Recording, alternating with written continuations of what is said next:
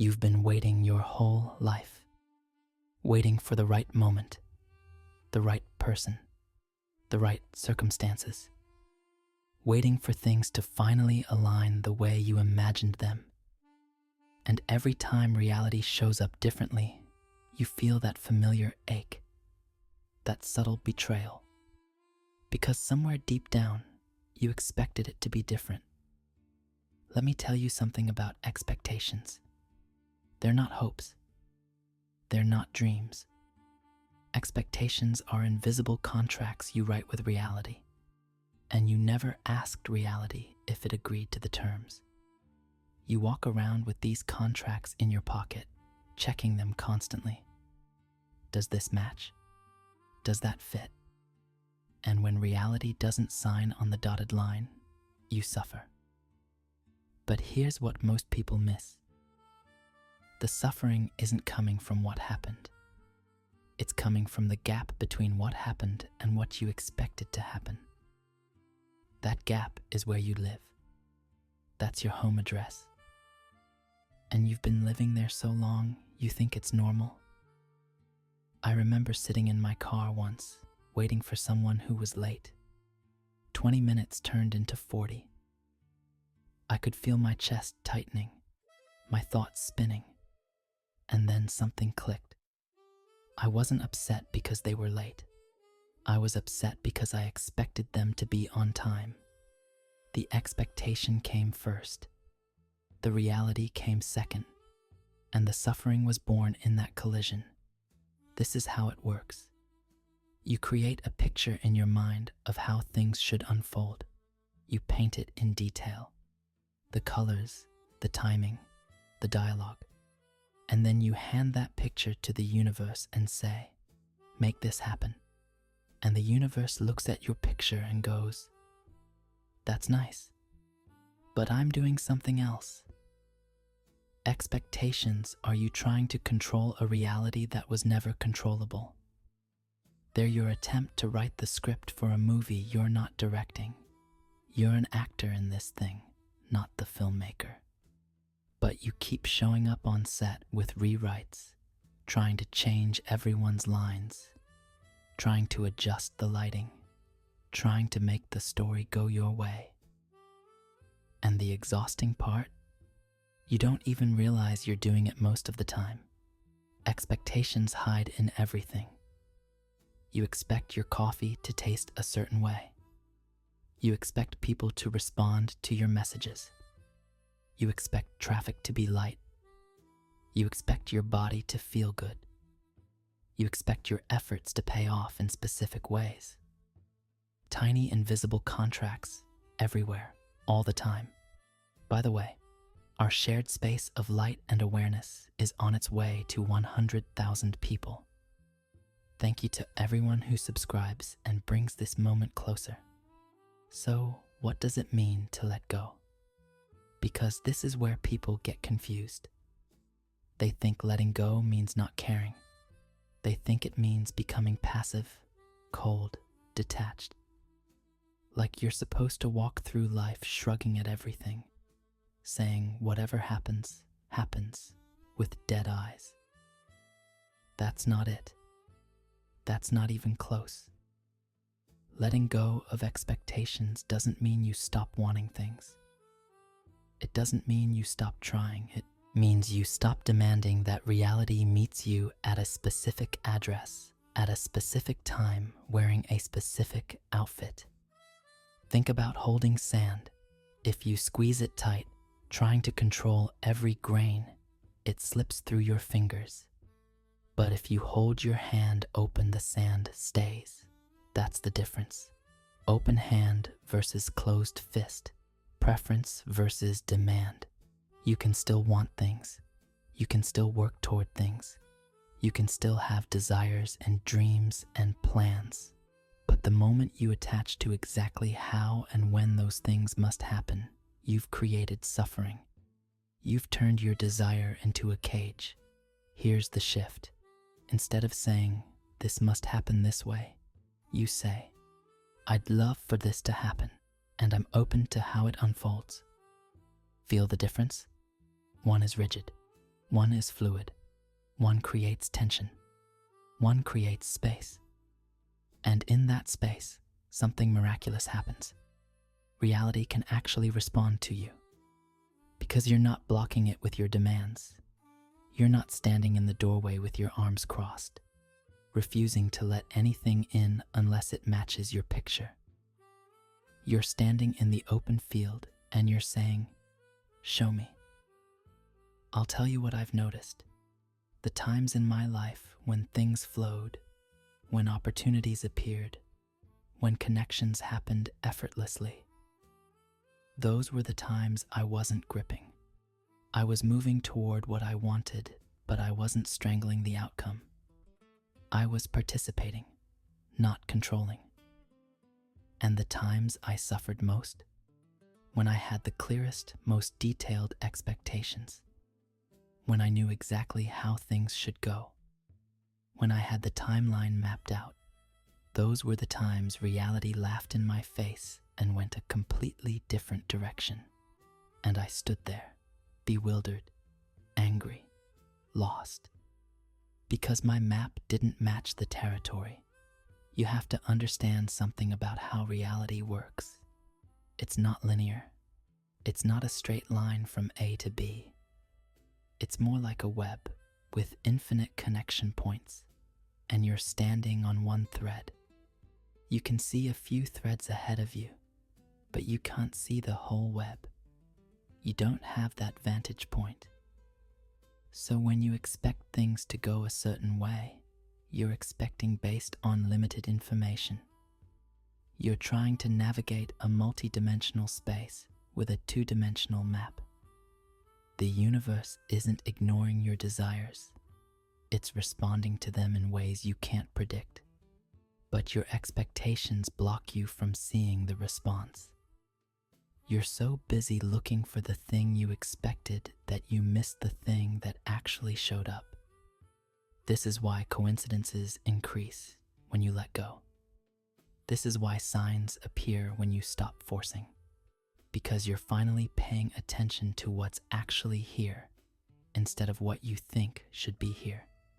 Your awareness opens up. The tunnel vision fades. And suddenly, you notice doors you walked past 100 times. Letting go isn't passive. It's the most active thing you can do. Because you're choosing moment by moment to release your grip, to soften your demand, to trust that reality knows something you don't. And trust is the key word here. Not blind trust, not foolish trust. But the trust that comes from recognizing you're part of something larger than your individual will. You're a wave in an ocean. The wave can move, can rise, can express itself, but it can't control the entire ocean. And the moment it tries, it exhausts itself. So how do you actually do this? How do you let go in real time? Because it's easy to understand conceptually. It's harder to practice when you're in the middle of wanting something desperately. First, you catch the expectation. You notice it forming. You feel that subtle tension in your body when you think about how things should go. That's the signal. That tightness. That clench. Your body knows before your mind does. When you catch it, you name it. You say, "I'm expecting this person to respond a certain way." Or, "I'm expecting this project to succeed by this date." Or, "I'm expecting my life to look a certain way by now." You make the invisible visible. Then you ask yourself a question. A simple one. Am I willing to be surprised? That's it. Not, can I let this go completely? Not, do I have to give up what I want? Just, am I willing to be surprised by how this unfolds? Most of the time, your honest answer will be no. And that's fine. That's the truth. You're not willing. You want what you want the way you want it. And recognizing that is the first crack in the wall. Because now you're aware. Now you're seeing the mechanism. And here's what happens with awareness. It loosens things automatically. You can't see something clearly and hold it the same way. It's impossible. The seeing itself creates space. There's another layer to this. Your expectations aren't just about external things. They're about yourself. You expect yourself to be a certain way, to feel a certain way, to respond a certain way. And when you don't match your own expectations, you turn that suffering inward. You expect yourself to be calm and you're anxious. You expect yourself to be productive and you're tired. You expect yourself to have figured things out by now and you're still confused. And each of these mismatches creates a small wound. Letting go means releasing your grip on who you think you should be. It means meeting yourself where you actually are, not where you expected to be by this point in your life. It means saying, okay, this is what's true right now. I'm here, not there. And that's where I'm starting from. This might be the hardest part, because we're trained to improve, to optimize, to become better versions of ourselves. And all of that is fine. But it becomes torture when you can't accept where you are right now. When this moment is always wrong because it doesn't match your expectation. You ever notice how much mental energy you spend arguing with reality? This shouldn't be happening. I should be further along. They should have known better. It should be easier. Should. That word is a red flag. Every time you use it, you're in expectation mode. What if you replaced should with is? This is happening. I am here. They did that. It is this way, not as resignation, as acknowledgement, as the starting point for what comes next. Because here's the thing about letting go. It doesn't mean nothing changes. It means you stop fighting what is, so you can actually work with what is. You stop spending energy on the gap between expectation and reality, and you start putting that energy into responding to reality itself. When you let go of expecting people to be different, you can actually see them clearly. When you let go of expecting outcomes to arrive on your timeline, you can notice what's actually emerging. When you let go of expecting yourself to be somewhere else, you can work with who you are right now. This is where transformation happens. Not in the fantasy of what should be, in the reality of what is. But you can't get there while you're gripping your expectations. You have to open your hand. And listen, this isn't a one-time thing. This isn't something you do once and you're free forever. Expectations form constantly. They're part of how your mind navigates the world. So letting go is a practice. A daily, hourly, moment-by-moment practice of catching yourself, recognizing the grip, and choosing to soften. Some days you'll do it well. Some days you won't. Some days you'll catch yourself mid-expectation and laugh. Some days you'll be deep in suffering before you even realize you're expecting something. That's the rhythm. That's the practice. What I found is this. The more you practice, the lighter everything gets. Not because circumstances get easier, but because you stop adding that extra layer of suffering on top of whatever's happening. Reality is reality. It has its challenges, its difficulties, its unexpected turns. But the suffering of unmet expectations, that's optional. That's something you're adding. When you let that go, what remains is pure response, pure adaptation, pure presence. You're here with what's actually happening instead of there with what you wish was happening. And from that place, you're so much more effective, so much more alive. So here's my question for you. What are you expecting right now? Not hoping for, not working toward, expecting. What invisible contract are you holding? What picture are you demanding reality match? And are you willing to open your hand? Are you willing to be surprised? Are you willing to meet what actually shows up instead of mourning what didn't?